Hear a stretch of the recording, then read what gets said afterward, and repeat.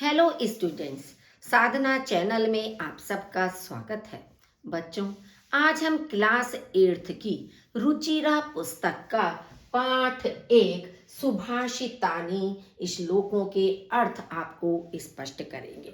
सुभाषितानी का मतलब होता है सु माने अच्छा या मधुर और भाषितानी माने वचन, कि सुंदर वचन या मधुर वचन, अच्छे कथन। तो इस तरह की जो अच्छी प्रेरणादायक बातें हैं वो सुभाषितानी के श्लोकों के अंदर बताई गई हैं। आप देखिए कि जैसा आपके पाठ में लिखा है कि सु और भाषित दो शब्दों के मेल से आपका सुभाषितानी बना है। सु का अर्थ सुंदर, मधुर, भाषित का अर्थ वचन, मतलब सुंदर वचन या मधुर वचन आपके हो गए। तो इस तरह से मधुर वचन इसका शाब्दिक अर्थ। अब आप देखिए कि सुभाषितानी के श्लोक असंख्य हैं। अनेक लेखकों ने, अनेक कवियों ने लिखे हैं। अब जैसे मान लीजिए सूक्ति मंजरी है, नीति शतक, मनु स्मृति, शिशुपाल वध, पंचतंत्र, इनमें सभी में नीति परक श्लोक दिए गए हैं। तो इन सब के अंदर से कोई ना कोई श्लोक लिया गया है और जिसे लेकर एक पाठ के अंतर्गत आपको उनका अर्थ बताया गया है। तो यानी इन सब के अंदर से संग्रहित का मतलब है लिए गए श्लोक। तो चलिए ध्यान से श्लोकों को देखकर इनका अर्थ समझने की कोशिश कीजिए। गुणा गुणज्ञेषु गुणा भवन्ति, ते निर्गुणं प्राप्य भवन्ति दोषः, सुस्वादुतोयः प्रभवन्ति नद्यः, समुद्रम आसाद्य भवन्ति अपेयः। गुणा, गुणा माने गुण, जो क्वालिटीज होती हैं, विशेषताएं होती हैं। गुण, गुणज्ञेषु, गुणी लोगों में, गुणा भवन्ति, गुण होते हैं। कि जो भी अच्छी बातें होती हैं, अच्छी चीजें होती हैं, यदि वे गुणी लोगों के पास होती हैं तो वे गुण होते हैं। ते निर्गुणम प्राप्य, लेकिन वे ही गुण, निर्गुणम माने निर्गुण व्यक्ति के पास जाकर, निर्गुण से मतलब क्या है कि जिसके अंदर सोचने समझने की शक्ति ना हो, तो वे निर्गुण व्यक्ति को प्राप्त करके दोषः भवन्ति, दोष हो जाते हैं। सुस्वादु तोयः प्रभवन्ति नद्यः, नद्यः बहुवचन है तो नदियां, नदियां मीठे जल वाली, प्रभवंती माने निकलती हैं, कि जहां से नदी निकलती है तो वहां से तो नदियों का जल मीठा होता है। समुद्रम आसाद्य भवन्ति अपेयः, लेकिन समुद्र में मिलकर वे अपेयः, अपेय माने ना पीने योग्य, भवन्ति माने हो जाती हैं। क्यों? क्योंकि समुद्र का पानी खारा होता है जिसे पिया नहीं जा सकता है। तो नदियों का वह मीठा जल जब समुद्र को प्राप्त कर लेता है या समुद्र में जाकर मिल जाता है तो वह पीने योग्य नहीं रहता है, वह अपेय बन जाता है। तो एक बार फिर देखिए कि गुण गुणी व्यक्तियों में गुण होते हैं, वे निर्गुण को प्राप्त करके दोष हो जाते हैं। नदियां मीठे जल वाली निकलती हैं, लेकिन समुद्र में जाकर या मिलकर वे अपेय हो जाती हैं। साहित्य संगीत कला विहीनः, साक्षात् पशु पुच्छ विषाण हीनः, तृणं न खादन् अपि जीवमानः, तद्भाग देयं परमं पशूनां। साहित्य, संगीत और कला, इनसे रहित मनुष्य, विहीन का मतलब रहित, इनसे अलग, कि जिसके अंदर ना साहित्य की समझ है, साहित्य को पढ़ता है, ना संगीत का ज्ञान है, ना कला का ज्ञान है, तो इन तीनों चीजों से रहित व्यक्ति पुच्छ विषाण हीनः, पुच्छ माने पूंछ, विषाण माने सींग, हीना माने रहित, पूंछ और सींगों से रहित साक्षात पशु, साक्षात पशु है, यानी कि पशु के समान है। क्योंकि मनुष्य तो बुद्धिजीवी है, उसके पास सोचने समझने की क्षमता है, लेकिन पशु के पास सोचने समझने की क्षमता नहीं होती है। तो इसलिए इन तीनों से रहित मनुष्य की तुलना पूंछ और सींग से रहित पशु से की गई है। तृणम न खादन अपि जीवमानः, जो घास ना खाते हुए भी जीवमानः माने जीवित है। तत् भाग ध्येयम परमम पशूनाम। तद माने यह पशुओं का परम सौभाग्य है।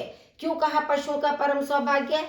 क्योंकि वैसे तो इस तरह का मनुष्य पशु के समान है, लेकिन अगर वह पशु के समान घास भी खाना शुरू कर देगा तो पशुओं को चारा कैसे मिलेगा, उनकी उदर पूर्ति कैसे होगी? तो यह पशुओं का परम सौभाग्य है कि घास न खाते हुए भी मनुष्य जीवित है, कि उसके हिस्से की घास मनुष्य नहीं खा रहा है। तो साहित्य, संगीत और कला से रहित मनुष्य पूंछ और सींगों से रहित साक्षात पशु है, जो घास न खाते हुए भी जीवित है, और यह पशुओं का परम सौभाग्य है।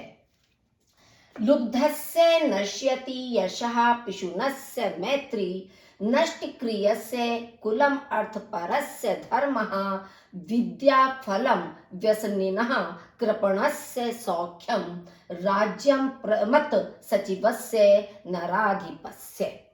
लुब्धस्य, लुब्धस्य माने लालची व्यक्ति का, लोभी व्यक्ति का, यशः यश, पिशुनस्य मैत्री, और जो चुगलखोरी करने वाला व्यक्ति होता है कि एक की बात दूसरे व्यक्ति से कहने वाला, तो ऐसे व्यक्ति की मित्रता।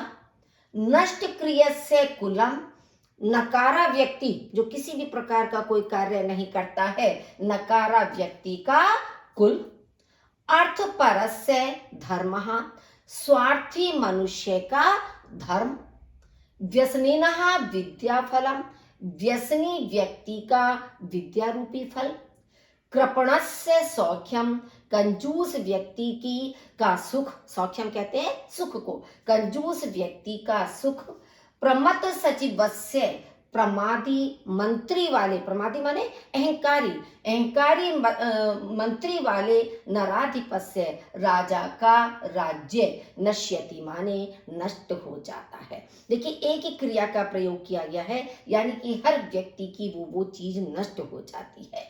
कि मान लीजिए कोई लालची व्यक्ति होता है, उसके पास चाहे जितना भी पैसा हो, जितना भी वो गुणी हो, समझदार हो, लेकिन ऐसे लालची व्यक्ति का यश नष्ट हो जाता है।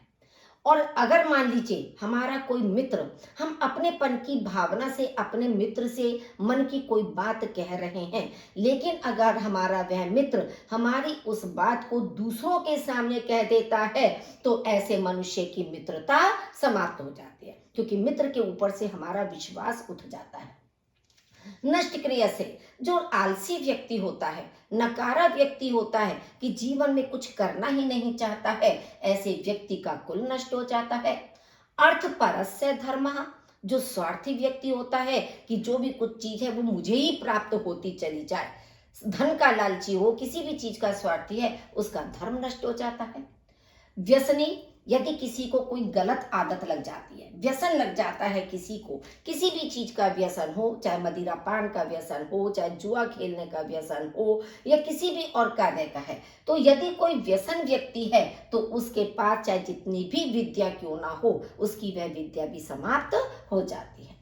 कंजूस व्यक्ति का सुख खत्म हो जाता है, क्यों, पैसा तो उसके पास है, लेकिन कंजूसी के कारण वह उसका उपभोग नहीं करता है, तो उसका सुख नष्ट हो जाता है। और जहां ऐसा मंत्री होता है जो प्रमादी मंत्री है, तो ऐसा राजा जो कि अपने मंत्री पर अधिक विश्वास करता है, उसके कहने के अनुसार कार्य करता है, तो ऐसे राजा का राज्य नष्ट हो जाता है। तो स्पष्ट है बच्चों ये सब कि लालची का यश, चुगलखोर की मित्रता, नकारा का कुल, स्वार्थी का धर्म, व्यसनी का विद्याफल, कंजूस की का सुख, और प्रमादी मंत्री वाले राजा का राज्य नष्ट हो जाता है। नेक्स्ट है, पीत्वा रसम तु कटुकम मधुरम समानम, माधुर्यम एव जनियेत मधुमक्षिका असौ, संतस तथैव सम सज्जन दुर्जनानां श्रुत्वा वचः मधु सूक्त रसम सृजन्ति। अब यहां से लेंगे हम असौ मधुमक्षिका, यह मधुमक्खी, मधुमक्षिका माने मधुमक्खी, यह मधुमक्खी तू माने तो, यह मधुमक्खी तो कटुकम रसम पीतवम, कड़वा रस पीकर भी मधुरम समानम, मधुर के समान, माधुर्यम एव जनिये, माधुर्य ही उत्पन्न करती है। माधुर्य का मतलब शहद ही उत्पन्न करती है। कि मधुमक्खी का क्या कार्य है? शहद बनाना। तो यह मधुमक्खी कड़वा रस पीकर भी मधुर के समान शहद ही उत्पन्न करती है, मधुरता उत्पन्न करती है। तथैव, वैसे ही सज्जन लोग दुर्जना नाम, दुर्जन लोगों के वचः श्रुत्वा, वचनों को सुनकर, संतः सम, सज्जनों के समान या संतों के समान, मधुर सूक्त रसम, मधुर सूक्त मधुर सूक्त वाले रस को सृजंती माने उत्पन्न करते हैं, यानी कि मीठी वाणी बोलते हैं। जो सज्जन लोग होते हैं, चाहे वे जितने भी दुष्ट लोगों के संपर्क में आ जाएं, दुर्जनों की चाहे जितनी भी कड़वी बातों को वे सुन लें, लेकिन फिर भी वे संतों के समान मधुर वाणी ही बोलते हैं। तो फिर एक बार देख लीजिए कि यह मक्खी तो कड़वा रस पीकर मधुर के समान माधुर्य या शहद ही उत्पन्न करती है।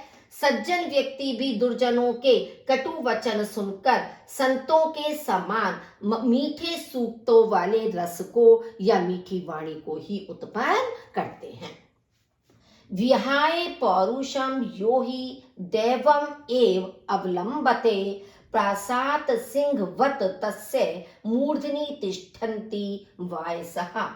यो पौरुषम विहाय, जो पौरुष कहते हैं परिश्रम को, जो परिश्रम को विहाय माने छोड़कर, दैवम एव लंबते, दैवम कहते भाग्य, भाग्य के ही सहारे रहता है। कि जो परिश्रम को छोड़कर भाग्य के ही सहारे रहता है या भाग्य का ही सहारा लेता है, तस्य प्रासाद सिंहवत, उसका महल में रहने वाले सिंह के समान, शेर के समान अपमान होता है। तस्य मूर्धनि, जिसके सिर पर, वायसा माने कौए, तिष्ठन्ति माने बैठे रहते हैं। कि जैसे मान लीजिए बड़ा महल है, उसके अंदर सिंह बंधा हुआ है, लेकिन वो एक बंधन में बंधा हुआ है, तो उस सिंह के ऊपर जो है कौए बैठे रहते हैं, तो एक तरह से वो सिंह का अपमान है।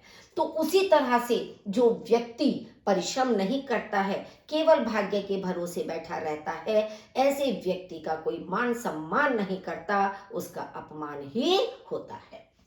पुष्प पत्र फल छाया, मूल वल्कल दारु भी, धन्या मही रूहा, येषाम विमुखम यान्ति नार्थिनः। महिरूहा धन्य, वृक्ष धन्य है। महिरूहा माने वृक्ष, वृक्ष धन्य है। ये शाम, जिनके, पुष्प माने फूल, पत्र माने पत्ते, फल जो वृक्षों पर फल लगते हैं, छाया वृक्षों की, मूल उसका जो जड़ है, वल्कल वृक्षों की, पेड़ों की जो छाल होती है, और दारू भी कहते हैं लकड़ी।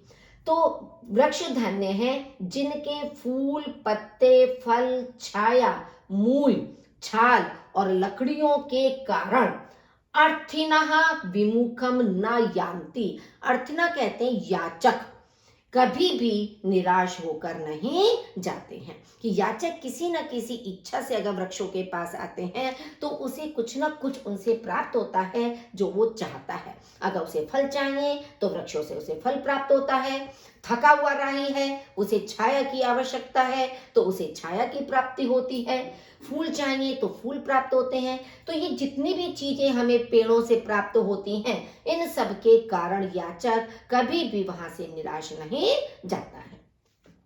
चिंतनीया ही विपदाम आदौ एव प्रतिक्रिया, न कूप खननम युक्तम प्रदीपते वहिना ग्रहे। कि विपदाम, आदौ एव विपदाम, प्रारंभ में ही, विपदा माने विपत्तियों के निवारण के लिए प्रतिक्रिया सोच लेनी चाहिए। कि कोई भी विपत्ति, कोई भी परेशानी आए तो उसके आने से पहले ही हमें उसके निवारण की प्रतिक्रिया चिंतनीय माने सोच लेनी चाहिए। जैसे न कूप खननम युक्तम प्रदीप्ते वहिना ग्रहे, जैसे घर में अग्नि के लग जाने पर कुएं को खोदना उचित नहीं होता है। मान लीजिए घर में आग लग जाए और उस समय हम ये सोचें कि कुएं को खोदकर उसमें से पानी निकालकर आग को बुझाएं, तो क्या ये चीज संभव है? हमें उसमें सफलता प्राप्त हो सकती है? नहीं। इसीलिए कोई भी बड़ी आपत्ति आने से पहले हमें ये विचार कर लेना चाहिए कि यदि हमारे जीवन में ये विपत्ति आती है तो हम उसका समाधान कैसे करेंगे। तो उसके विषय में हमें पहले से ही सोच लेना चाहिए। चलिए अब इसके अभ्यास कार्य को करते हैं। ये आपके शब्दार्थ है, ये आप अपने बुक में से लर्न कर लेंगे। नेक्स्ट है आपका अभ्यास कार्य। ये श्लोकांशेषु, पहला तो प्रश्न आपका यही है कि पाठ में दिए गए पद्यों का सस्वर वाचन कीजिए, लय के साथ उनका वाचन कीजिए। फिर श्लोकांशेषु रिक्त स्थानानि पूर्यत, श्लोक के अंशों में रिक्त स्थान भरिए। कि ये श्लोक की पंक्ति दी हुई है लेकिन बीच बीच में से एक शब्द आपका छूटा हुआ है, उस शब्द को भरकर आपको श्लोक की पंक्ति पूरी करनी है।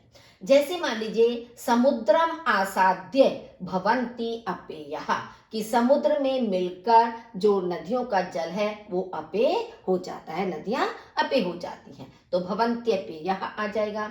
श्रुत्वा वचः मधु मधुर सूक्त रसम सृजन्ति, कि श्रुत्वा माने वचः श्रुत्वा, वचनों को सुनकर जो सज्जन लोग होते हैं वो मधुर सूक्ति से परिपूर्ण रस को उत्पन्न करते हैं, मीठी वाणी बोलते हैं। तद भाग ध्येयम परमम पशूनाम, ये पशुओं का परम सौभाग्य है। विद्या फलम व्यसनिनः कृपणस्य सौख्यम, कि व्यसनी का विद्या फल और कंजूस का सुख। पौरुषम विहाय यह दैवम अवलंबते, परिश्रम को छोड़कर जो भाग्य का सहारा लेता है।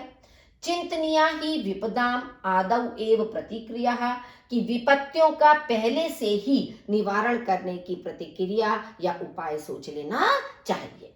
नेक्स्ट है प्रश्नानाम उत्तराणि एक पदेन लिखत, प्रश्नों के उत्तर एक पद में लिखिए। व्यसनिनः किम नश्यति, व्यसनी का क्या नष्ट हो जाता है? क्या नष्ट होता है व्यसनी का? विद्याफलम, विद्याफल समाप्त हो जाता है। कस्य यशः नश्यति, किसका यश समाप्त हो जाता है, नष्ट हो जाता है? लुब्धस्य, लुब्धस्य माने लोभी व्यक्ति का, लालची व्यक्ति का। मधुमक्षिका किम जनयति, मधुमक्खी क्या उत्पन्न करती है? माधुर्यम, माधुर्यम यानी कि शहद उत्पन्न करती है। नेक्स्ट है मधुर सूक्त रसम के सृजन्ति, मधुर सूक्त रस को कौन उत्पन्न करते हैं? संतः, संत करते हैं, सज्जन लोग करते हैं। अर्थिनः केभ्यः विमुखा न यान्ति, अर्थिना माने याचक, किसके पास से निराश होकर नहीं जाते हैं? महीरुहेभ्यः, महीरुहेभ्यः का मतलब होता है वृक्षों के पास से, तो महीरुहेभ्यः। अधोलिखित तद्भव शब्दानां कृते पाठात् चित्वा संस्कृत पदानि लिखत, नीचे लिखे हुए तद्भव शब्दों के लिए पाठ से चुनकर संस्कृत पद लिखिए। कि इधर आपके तद्भव शब्द लिखे हैं, तद्भव का मतलब होता है हिंदी शब्द, उसका हमें जो संस्कृत शब्द लिखना है उसे हम तत्सम शब्द कहते हैं। जैसे कंजूस का कृपणः हो गया, कड़वा कटुकम, पूंछ पुच्छः या पुच्छम दोनों शब्द लिख सकते हो। लोभी लुब्धः, मधुमक्खी मधुमक्षिका, तिनका तृण, तो ये आपके तद्भव शब्द हैं और ये आपके संस्कृत पद यानी कि तत्सम शब्द हैं। अधोलिखितेषु वाक्येषु कर्तृपदम क्रियापदम च चित्वा लिखत, कि नीचे लिखे हुए वाक्यों में कर्तृपद यानी कि कर्ता, क्रियापदम और क्रिया चुनकर लिखनी है। संतः मधुर सूक्त रसम सृजन्ति, अब इसमें कर्ता हमारा क्या है? संतः, और क्रिया क्या है? सृजन्ति। कर्ता का मतलब होता है कार्य को करने वाला, और जो वह कार्य कर रहा है, जो क्रिया हो रही है वो क्रिया हमारी ये होती है, हमेशा वाक्य के अंत में आती है क्रिया, और कर्ता अधिकांश हमारा पहले ही आता है, कभी कभी बीच में भी आ सकता है इसमें, ये इसका एक निर्धारित स्थान नहीं है। अब जैसे मान लीजिए इसमें, क्योंकि ये तो श्लोक की पंक्तियां हैं, वैसे जनरल रूप में आप गद्य में देखेंगे आपका तो क्रिया हमेशा लास्ट में होती है, लेकिन श्लोकों में कभी कभी लयबद्ध करने के लिए, छंदबद्ध करने के लिए आपका बीच में भी क्रिया का और कर्ता का प्रयोग हो जाता है। निर्गुणम प्राप्य भवन्ति दोषः। अब निर्गुण को प्राप्त करके दोष हो जाते हैं। अब क्या हो जाते हैं? दोष। तो दोष कर्ता हो गया, भवन्ति आपका क्रिया हो गया, बीच में आया यहाँ पर। गुणयेषु गुणः भवन्ति, गुणियों में गुण होते हैं, तो गुणः कर्ता हो गया, भवन्ति आपकी क्रिया है। मधुमक्षिका माधुर्यम जनिए, मधुमक्खी मधुरता यानी शहद उत्पन्न करती है, तो मधुमक्षिका कर्ता है और जनिए आपकी क्रिया है। पिशुनस्य मैत्री यशः नाश्यते, चुगलखोर व्यक्ति की मित्रता यश समाप्त हो जाता है, तो मैत्री आपका कर्ता है और नाश्यति आपकी क्रिया है। नद्यः समुद्रम आसाद्य अपेयः भवन्ति, नद्यः कर्ता है और भवन्ति क्रिया आपका है। रेखांकितानि पदानि आधृत्य प्रश्न निर्माणम कुरुत, रेखांकित पदों को पढ़कर प्रश्नों का निर्माण कीजिए। जैसे गुणः गुणयेषु गुणः भवन्ति, कि गुण गुणियों में गुण होते हैं। अब गुणः आपका रेखांकित पद है, तो कौन गुणियों में गुण होते हैं? तो कौन की संस्कृत आपकी होगी के। क्यों? क्योंकि गुणः आपका बहुवचन है, तो इसलिए आपका के भी बहुवचन लगेगा कि कहा कऊ के, तो के आपका बहुवचन शब्द ही प्रयुक्त होगा और बाकी पूरा वाक्य आपका एज इट इज ही रहेगा। नद्यः सुस्वादु तोयः भवन्ति, नदियां मीठे जल वाली होती हैं। अब कौन मीठे जल वाली होती हैं? तो कौन का मतलब कहा हो गया, क्योंकि नद्यः भी स्त्रीलिंग बहुवचन है, तो आपका प्रश्नवाचक शब्द भी स्त्रीलिंग बहुवचन का कहा ही होगा। लुब्धस्य यशः नश्यति, लालची का यश नष्ट हो जाता है, तो किसका यश नष्ट हो जाता है? किसका? षष्ठी विभक्ति का एक वचन है, तो हमारा प्रश्नवाचक शब्द भी कस्य, षष्ठी विभक्ति का एक वचन ही लगेगा, कस्य यशः नश्यति। मधुमक्षिका माधुर्यम एव जन्यति, मधुमक्खी शहद ही उत्पन्न करती है, तो कौन शहद उत्पन्न करती है? मधुमक्षिका। प्रथमा विभक्ति का एक वचन है, तो का भी हमारा प्रथमा विभक्ति का एक वचन ही लगेगा। तस्य मूर्धनि तिष्ठन्ति वायसः, उसके सिर पर कौवे बैठते हैं। अब किसके सिर पर कौवे बैठते? नहीं, कौवे कहाँ बैठते हैं? क्योंकि मूर्धनी है ना, तो मूर्धनी आपका सप्तमी का एक वचन है, वैसे तो किसके बैठते हैं, लेकिन कहाँ बैठते हैं? कहाँ की संस्कृत कुत्र होती है, तो तस्य कुत्र तिष्ठन्ति वायसः, उसके कहाँ कौवे बैठते हैं। सेवेंथ है, उदाहरण के अनुसार पदों को अलग कीजिए। मतलब यहाँ पर आपका संधि बना हुआ शब्द है, अब हमें इसको अलग अलग संधि विच्छेद एक तरह से करना है। जैसे समुद्रम आसाद्य, अब हम इसको सरलता से कैसे करेंगे? समुद्रम, माँ के नीचे हलंत आ जाएगा और जो आ की मात्रा है वो आपका हो जाएगा आसाद्य, तो समुद्रम प्लस आसाद्य। नेक्स्ट है माधुर्यम ए, अब माधुर्यम प्लस ए, माधुर्यम हलंत हो गया क्योंकि ए हमारा माँ के ऊपर लगा हुआ है। जब हम ए को अलग करेंगे तो इसका मतलब हमारा व्यंजन वो आधा रह जाएगा, क्योंकि हमने स्वर को अलग कर लिया है, तो माधुर्यम प्लस ए। अल्पमेव सेम चीज है आपकी, जैसे ऊपर था अल्पम प्लस ए। सर्वम में ये भी आपका वैसा ही शब्द है, सर्वम प्लस ए, क्योंकि ए की जो मात्रा है वो अलग से ए आपका हो जाएगा। दैवम ए, दैवम प्लस ए, ये भी उसी तरह से बना है। महात्मा नाम मुक्ति ही, अब महात्मा नाम यहां तक आ गया और उक्ति ही यानी महात्माओं की उक्ति या वचन, तो महात्मा नाम और हलंत लग के जो छोटे ऊ की मात्रा है तो यहां पर भी छोटा ऊ उक्ति में आपका बनेगा। विपदाम आदावे, अब इसमें देखिए विपदाम आपने अलग कर लिया, अब आपका क्या बचा? आधा वेव। अब आधा वेव को भी हम अलग करेंगे क्योंकि अयादि संधि आपकी है, तो आदौ प्लस ए होगा, क्योंकि औ और ए मिलने पर आपका आव शब्द बन गया है, तो विपदाम प्लस आदौ प्लस ए। इस तरह से आपकी ये संधि बनेगी। तो बच्चों, इस तरह से आज आपके प्रथम पाठ सुभाषितानी के श्लोकों का अर्थ और अभ्यास कार्य हमने स्पष्ट किया है। आशा करती हूँ आपको समझ में आ गया होगा। यदि एक बार में आपको कोई चीज़ स्पष्ट नहीं होती है तो आप वीडियो को जितनी बार चाहें उतनी बार देख सकते हैं, जिस समय चाहें उस समय आप देख सकते हैं। आपसे किसी भी प्रकार का कोई शुल्क नहीं लिया जाता है। बच्चों, वीडियो को लाइक जरूर कीजिए, अपने साथियों के साथ शेयर कीजिए, और यदि आप मेरे चैनल पर पहली बार हैं तो उसे सब्सक्राइब कीजिए, बेल आइकन दबाइए ताकि आने वाली नोटिफिकेशन आपको समय से प्राप्त हो सके। सुनने के लिए आपका बहुत बहुत धन्यवाद।